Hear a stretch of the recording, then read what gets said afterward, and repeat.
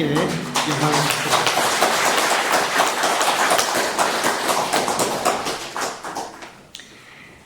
드립니다. 최후 통첩 게임이라는 것이 있습니다. 상대가 누군지 모르는 두 명의 참여자 A와 B가 주어진 돈을 가지고 나누어 가지는 게임입니다. A가 돈을 분배하여 제한하면 B는 A의 제안을 수락하거나 거절할 수 있습니다. B가 제안을 수락하면 A와 B는 분배한 돈을 가질 수 있지만 거절하면요 A와 B 둘 다 돈을 가질 수 없습니다.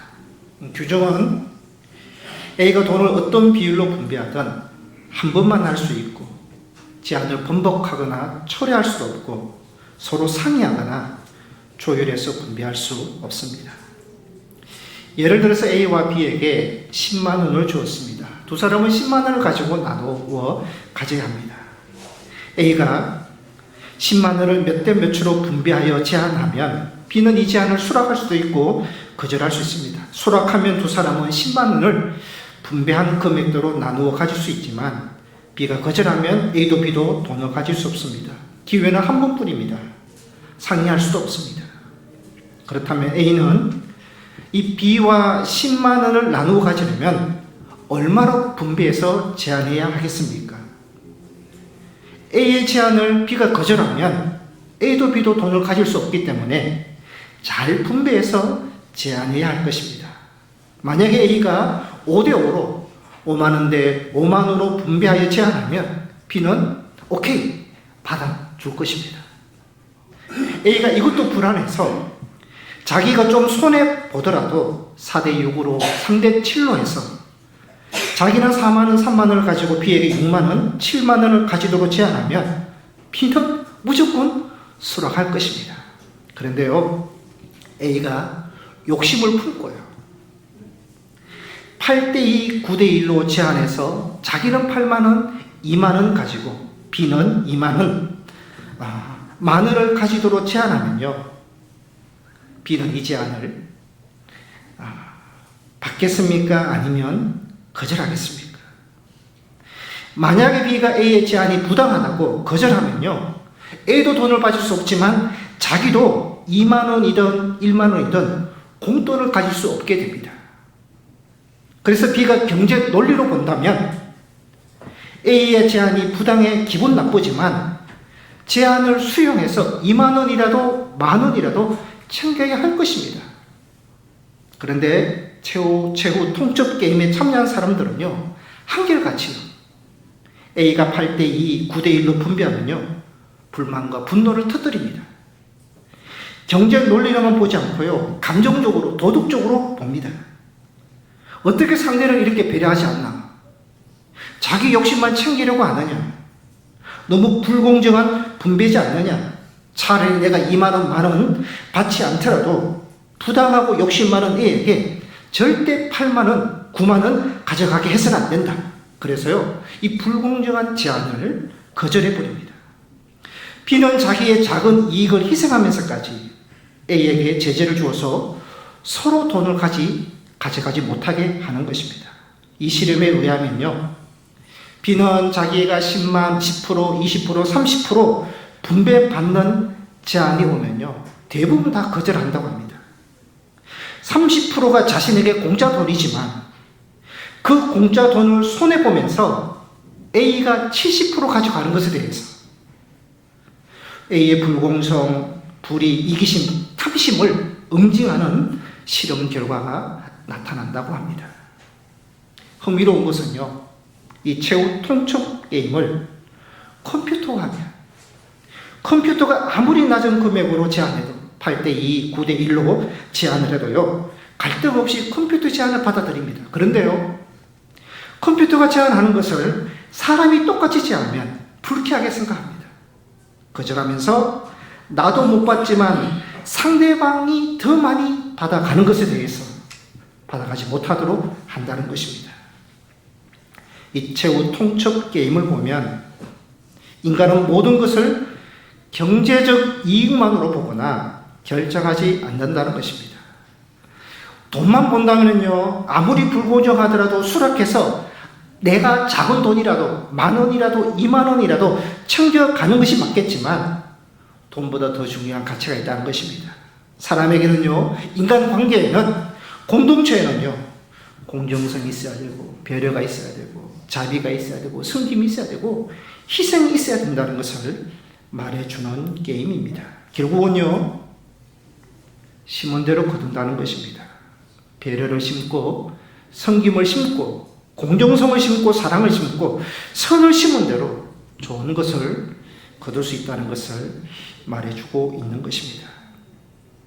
여러분, 세상에서 가장 확실하고 변하지 않는 법칙은 심은 대로 거둔다라는 법칙입니다. 자연세계는요, 심은 대로 거두는 법칙은요, 만고의 진리입니다. 콩 심었는데 콩 나고 팥 심었는데 팥 납니다. 콩 심었는데 감자 나지 않습니다. 나서도 안 되고 날 수도 없습니다. 자연세계는 심은 대로 거두는 법칙입니다.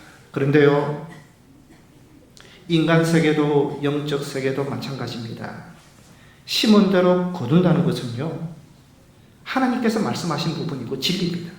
갈라디아서 6장 7절에서 9절까지 보시면, 7절 보시면요, 사람이 무엇으로 심든지 그대로 거두리라. 8절에 육체를 위하여 심는 자는 육체로부터 썩어질 것을 거두고 성령을 위하여 심는 자는 성령으로부터 영생을 거두느니라. 9절에 아무리 우리가 선을 행하고 낙심하지 말지니 포기하지 않으면 때가 이름에 거두리라. 하나님은요, 육적인 부분도 그렇고 영적인 부분도 심은 대로 거두게 된다 말씀하셨습니다. 그러나 사람들은요, 자연세계에서는 심은 대로 거둔다는 것, 이 원리를 잘 알고 있습니다. 믿습니다. 그러나 이 사람의 인간의 삶에서 동일하게 적용될까? 인간 사이도 심은 대로 거두는 것에 대해서 확신을 가지지 못합니다. 정말 심은 대로 거둡니다. 자신 있게 말하지 못합니다. 왜 그런가 하면요, 자연세계와 인간의 삶에는요, 오차가 있기 때문입니다. 농사는요, 심은 씨앗에 따라 나무에 따라서 열매 맺는 시간과 기간이 대부분 정해져 있습니다. 꽃씨앗을 심으면 이 꽃이 언제 필 것인지, 과실수를 심으면 언제 열매를 맺을 것인지 대부분 정해져 있습니다. 그런데 인간사는요, 거두는 시간이 정해져 있지 않습니다. 오늘 심었는데 내일 거둘 수도 있고요, 1년 후에 거둘 수 있고 30년 후에 거둘 수 있고 심지어 내 때가 아닌 자녀에게 열매를 거둘 수 있습니다. 인간 사회는 이처럼 거두는 시기가 정확하지 않기 때문에 심는 대로 거둔다에 대한 확신이 없습니다. 또 심는 장소와 거두는 장소가 다르기 때문입니다. 여러분, 농사는 심는 그곳에서 반드시 거두게 되어 있습니다. 인간사는 다릅니다. 서울에서 심었는데 거두는 것은 부산에서 거둘 수도 있고 미국에서도 거둘 수 있습니다. 그리고 거두는 대상이 다르기 때문입니다. A에게 사랑을 베풉니다. A에게 섬겼습니다. 그런데 A는요, 감사하는 마음이 없습니다. 배신합니다. 미워합니다. 그런데 전혀 엉뚱한 다른 사람들로부터 도움을 받고 복을 받습니다. 심는 대상과 거두는 대상이 인간사는 다릅니다. 이처럼 심는 대로 거둔다는 법칙이 자연세계는 분명하고 정확하지만 인간사에는 이 법칙이 자연세계처럼 정확하게 성립되지 않습니다. 그러니까 확신이 점점 없어지는 겁니다. 그러나 분명한 것은 오늘 말씀합니다. 심는 대로 거두느니라. 한 번 더 갈라디아서 6장 7절에 보시면 다 같이 한번 읽겠습니다. 시작. 스스로 속이지 말라. 하나님은 업신여김을 받지 아니하시나니 사람이 무엇이든지 심든지 그대로 거두리라. 9절도 읽겠습니다. 우리가 선을 행하되 낙심하지 말지니 포기하지 아니하면 때가 이름에 거두리라. 하나님의 말씀입니다. 시편 126편 5절 6절에도 눈물을 흘리며 씨를 뿌리는 자는 기쁨으로 거두리로다. 울며 씨를 뿌리러 나가는 자는 반드시 기쁨으로 그 곡식단을 가지고 돌아오리로다. 여러분, 인간사는요, 심고 거두는 시기가 다릅니다. 거두는 장소와 대상이 다를 수 있습니다. 그래서 확신이 흔들릴 수 있지만 하나님은 말씀하십니다. 반드시 거두게 하리라. 성도는요, 이 하나님의 말씀을 분명히 믿고 고백하는 자들이 되어야 하는 것입니다. 본문은 무엇을 심어야 되는지 말씀합니다. 첫째 심어야 될 것은요, 덕을 심으라고 말씀합니다. 16절에 보시면 유독한 여자는 존령을 얻고, 유독한 여자, 덕이 있는 사람은 존경을 받는다 말씀합니다. 여기서 존경이라는 것은요, 공경하고 높이는 것을 의미합니다. 여러분, 존경은 나이 든 사람에게 필요한 것입니다. 나이에 따라서 사람에게 필요한 것이 다릅니다. 어릴 때 필요한 것은 사랑입니다. 아이들은 사랑을 먹고 자랍니다. 어릴 때 자기를 사랑하는 사람이 아이들에게 필요합니다. 좀 성장합니다. 그러면 이해가 필요합니다. 학생들이 부모와 갈등하는 이유는요, 자기를 이해해 주지 못한다는 것입니다. 그래서요, 자녀들은 자기 마음을 터놓고 대화할 수 있는 사람, 그러니까 자기를 이해해 주는 사람이 필요합니다. 그래서 직장생활합니다. 사회생활합니다. 인정받기를 원합니다. 자신의 경험, 성실, 경력, 능력 인정받고 대우받고 승진받고 싶어 합니다. 그래서 이제 나이가 어느 정도 들게 되면요, 존경받고 싶어 합니다.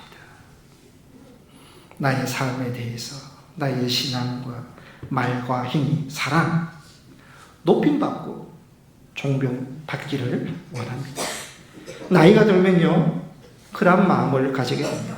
그런데요, 어떻게 해야 존경을 받을 수 있다고 말씀합니까? 16절에 말씀합니다. 유독한 사람, 덕이 있는 사람이 존경을 받는다 말씀합니다. 덕이라는 것은요, 고돌직 마음 심자 해서요, 올바른 마음이 합쳐진 글자입니다. 덕은요, 바른 마음으로 하는 행동을 의미합니다. 흔히 우리가 덕을 쌓는다, 덕을 쌓아야 된다 그럽니다. 부모도 덕을 쌓아야 되고 자녀도 덕을 쌓아야 된다. 그러면 후손에게 덕이 미친다 생각합니다. 덕을 쌓는다는 것은요, 올바른 마음으로 행동해서 사람들에게 은혜와 도움을 주는 것을 말합니다. 그래서 덕이 있는 사람은요, 다른 사람을 유익하게 하는 사람, 은혜와 도움을 주는 사람을 말합니다.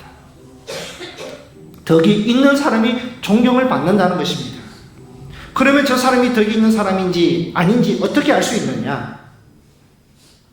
환영받는 사람인지 받지 않는 사람인지 그걸 보면 알 수 있습니다.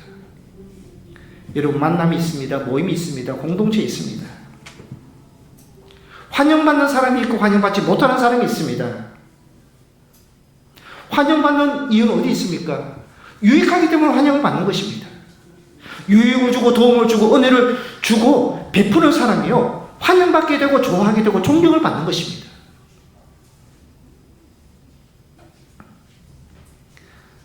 지난 주일 오후에 타 교회에 노회장 취임과 또 위임 20년 감사 예배가 있어서 제가 참여를 했습니다. 그 목사님께서 감사 인사를 하시면서 그 말씀 중에서 이런 말씀을 하셨습니다. 앞으로 제가 은퇴할 때가 그렇게 길게 남지는 않았지만 은퇴할 때 성도님들이 그리워하는 목사가 되면 좋겠다, 그렇게 말씀을 하셨습니다. 제가 성도님들을 생각할 때도 성도님들이 그리워하는 성도가 되면 좋겠고, 저 역시 은퇴할 때 성도님들이 그리워하는 목사가 되면 좋겠다, 서로 그립고 그리워하는 자가 되면 좋겠다 말씀하셨는데, 그 말씀이 제게 와 닿았습니다. 여러분, 다 끝이 있습니다. 직분 받으셨죠? 직분 끝이 있습니다. 직장생활 하십니까? 끝이 있습니다. 우리 인생도 끝이 있습니다. 저 역시 마찬가지입니다. 저희 목회도 끝이 있습니다. 길 끝 같습니까? 빨리 지나갑니다. 우리가 지나가는 기준으로 보면요, 우리의 끝도요, 길게 남은 것이 아닙니다. 지나간 것을 기준으로 보면요, 직분도, 삶도, 인생도 길지 않습니다. 그때 그리워하는 사람이 되고 환영받는 사람이 되어야 할 것입니다. 여러분, 가족 안에서는 서로 그리워하는 것은 맞습니다. 그건 당연한 것입니다. 여러분, 가족이 아닌 다른 인간관계에서, 사회 공동체, 신앙 공동체인 교회 안에서 누군가를 그리워하는 사람이 있다면 그 사람은요, 남을 유익하게 하는 사람, 덕이 있는 사람이기 때문에 그리워할 것입니다. 성도 여러분, 우리는 가족을 넘어서 인간관계에서, 사회 공동체에서, 신앙 공동체에서 덕과 유익을 주는 사람이 되어서요, 그리워하는 자가 되고 환영받는 자가 되어야 할 것입니다. 한번 인사하시겠습니다. 성도님들 사이에 주변 우리 옆에 계신 성도님들과 인사하실 때요, 성도님을 많이 그리워할 것입니다. 인사하시겠습니다. 한 번 더 인사하시겠습니다. 사랑합니다. 존경합니다. 여러분, 유익을 심고 덕을 심을 때요, 환영하게 되고 그리워하게 되고 존경할 수 있다는 것입니다. 두 번째로요, 인자를 심어야 한다 말씀합니다. 17절에 보시면 인자한 자는 자기의 영혼을 이롭게 하고, 인자는 히브리어로 헤세드입니다. 헤세드는 사랑, 은혜, 자비, 친절이라는 뜻입니다. 여러분, 사랑, 자비, 은혜, 친절, 공통점은요, 따뜻하게 하는 것입니다. 그러니까 인자한 사람, 사랑의 사람, 친절한 사람은 어떤 사람이냐? 따뜻하게 하는 사람입니다. 그러니까 인자한 사람은, 따뜻하게 하는 사람은요, 자기의 영혼을 이롭게 한다고 말씀합니다. 이 말씀이 너무 쉽게 와닿습니다. 여러분, 사람에게 은혜를 베풉니다. 친절하게 합니다. 따뜻하게 하려고 합니다. 그러면요, 먼저 내 마음이 친절해야 됩니다. 내 마음이 따뜻해야죠. 내가 인자한 사람이 돼야 돼. 그래서 오늘 17절에 말씀합니다. 인자한 사람은 자기의 영혼을 이롭게 한다. 또 17절에 말씀합니다. 잔인한 사람은 자기의 몸을 해롭게 한다. 여러분, 우리가 잔인한, 글을 쓰지는 않겠지만 잔인한 행동을 합니다. 악한 행동을 합니다. 그러면요, 어떻게 해야 됩니까? 먼저 내 마음이 잔인한 마음을 먹어야 됩니다. 자기 자신을요, 잔인하게, 악하게 만들어야지 잔인하고 악한 행동이 나오는 것입니다. 결국은요, 남에게 잔인하고 악한 일을 행할 때 첫 번째 피해자는 누구냐? 자기 자신입니다. 자기 혈압이 올라가고 분노가 올라가고 악한 마음이 내게부터 먼저 있어야 되거든요. 결국은 자기 자신을 해롭게 하는 것입니다. 인자한 사람, 자기 영혼을 이롭게 한다 말씀하는데요, 여러분, 인자, 사랑, 친절, 이것은요, 선택입니다. 내가 안 해도 될 부분입니다. 여러분, 내가 불편하고 내가 손해본다면, 내가 어렵다면 굳이 안 해도 됩니다. 그런데 친절과 인자, 자비는요, 나의 감정과 내 상황을 보고 하는 것이 아니라 상대방을 보면서 상대방에 필요한 것을 행하는 것이 인자요, 사랑이요, 친절입니다. 이 인자와 사랑과 친절은요, 보상도 없습니다. 뭔가를 바라고 기대하면서 행하지 않습니다. 그래서 사랑에는, 친절에는, 인자에는 세 가지 not, 영어로 not, 아니다, 없다, 세 가지가 있습니다. 첫째, 사랑, 친절은요, not if입니다. if, 만약. 친절은요, 조건이 없습니다. 만약 내 말을 잘 듣는다면, 만약 너가 그렇게 하지 않는다면, 만약 너가 나와 함께 해준다면, 조건을 달고 하는 것이 아닙니다. 두 번째로 not because입니다.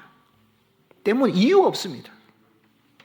가족이기 때문에, 내 친구이기 때문에, 가까운 사람이기 때문에, 순종을 잘했기 때문에 그렇게 사랑과 친절을 행하는 것 아닙니다. 세 번째로 not give and take입니다. 여러분, 사랑은요, 주고받는 것이 아닙니다. 보상을 바라지 않는다는 것입니다. 보상과 열매를 기대하지 않고 순수함으로 행하는 것이 사랑이고 인자고 친절, 따뜻함이 그렇다는 것입니다. 제가 오래전에 보았던 글입니다. 제목이 맛이 없으면 돈을 받지 않습니다 라는 글이었습니다. 중국집에 어느 날 할아버지와 초등학교 3학년쯤 보이는 아이가 왔습니다. 점심시간이 막 지난 때라서 식당에는 청년 하나가 신문을 뒤적거리며 볶음밥을 먹고 있을 뿐이었습니다. 할아버지와 손자는 짜장면 2그릇을 시켰습니다. 할아버지의 손은 험한 일을 얼마나 많이 했는지 보여주었습니다. 손자는 짜장면을 맛있게 먹었습니다. 할아버지는 아이의 그릇에 자신의 몫을 들어 옮겼습니다. 몇 젓가락 안 되는 짜장면을 다 드신 할아버지는 입가에 짜장을 묻혀가며 부지런히 먹는 손자를 뿌듯하게 바라보고 있었습니다. 할아버지와 아이가 나누는 얘기가 들려왔습니다. 부모 없이 할아버지와 단둘이 사는 모양이었습니다. 손자가 하도 짜장면을 먹고 싶어 해서 모처럼 데리고 나온 것 같아 보였습니다. 아이가 짜장면을 반쯤 먹었을 때 주인이 주방 쪽에 대고 말했습니다. 내가 오늘 짜장면 맛을 못 봤네. 조금 줘봐. 주방 쪽에 얘기하면서 금세 짜장면 반 그릇이 나왔습니다.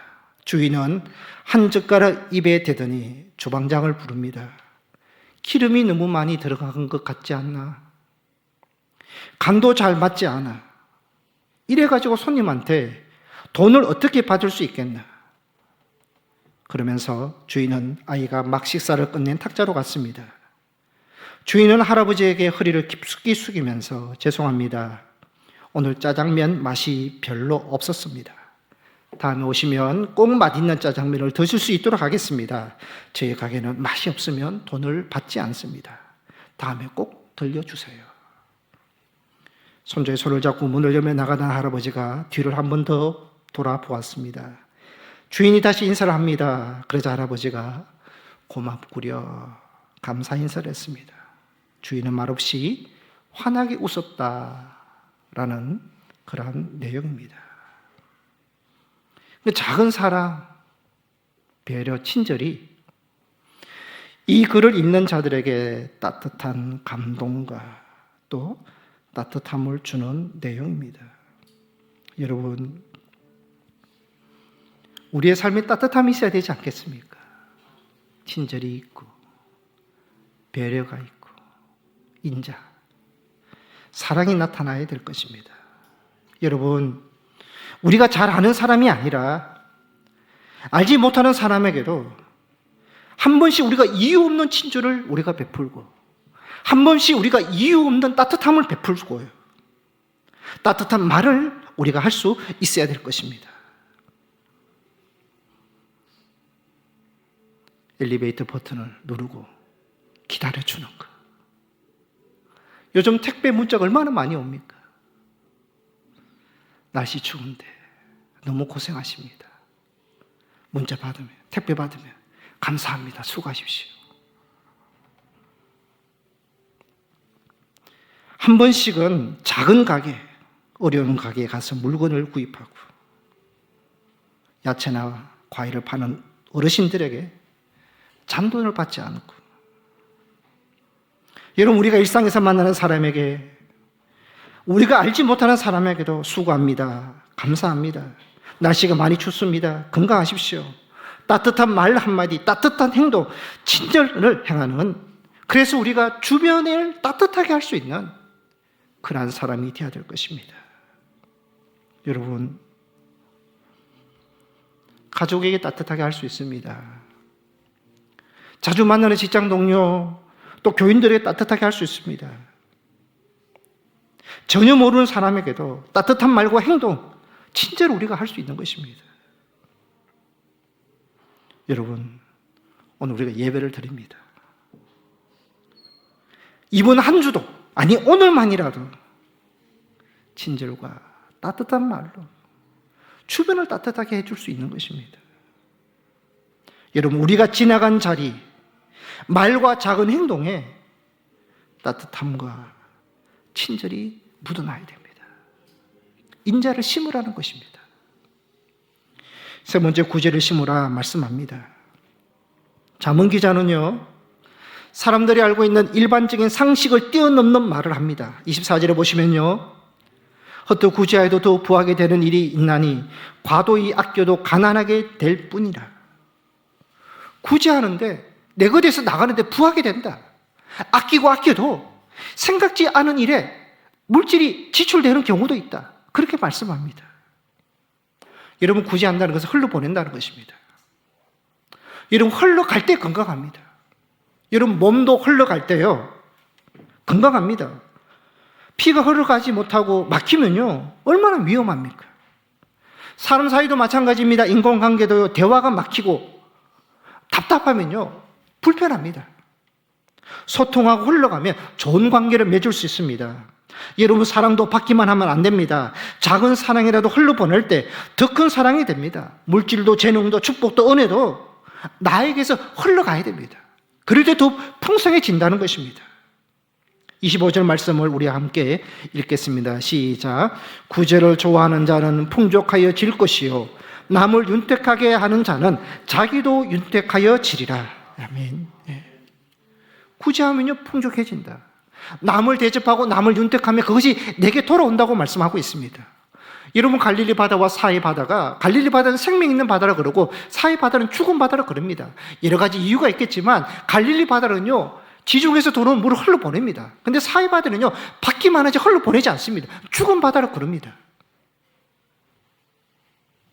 여러분, 물질도 신앙도 은혜도 축복도 영적인 부분도 여러분, 우리가 받았습니까? 흘러보내야지. 내 신앙이 살고 내 신앙이 생명 있는 신앙이 되는 것입니다.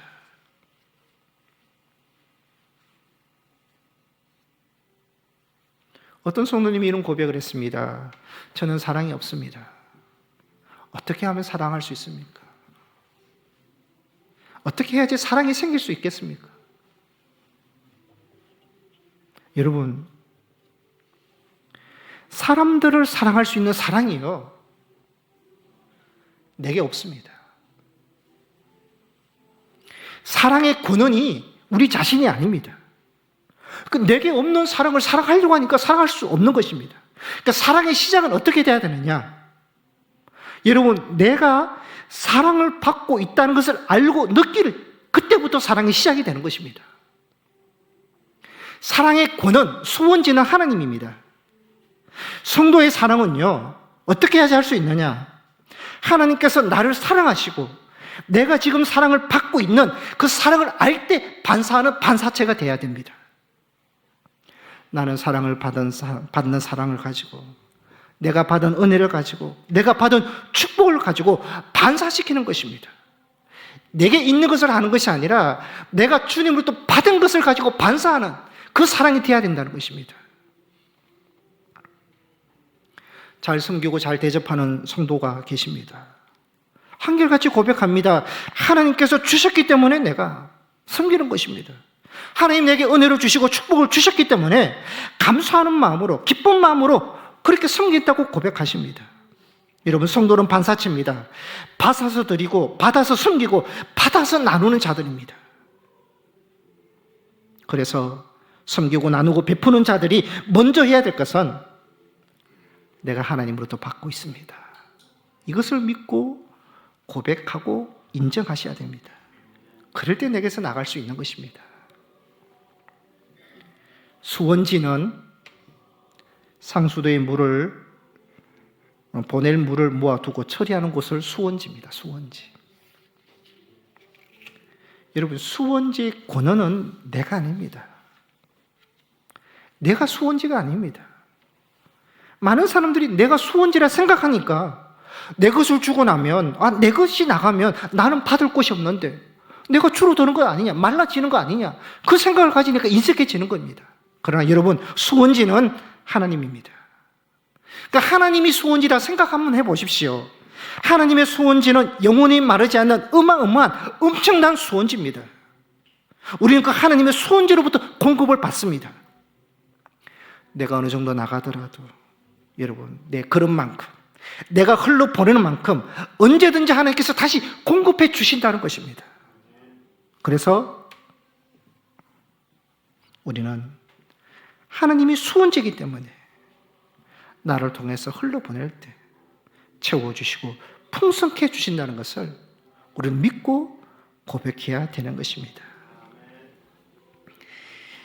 어떤 사람에게 왕이 전령을 보내서요, 급히 왕궁으로 돌아오라 했습니다. 명령을 받은 사람은요, 갑자기 왕이 왜 나를 부를까 무서워 마음이 들었습니다.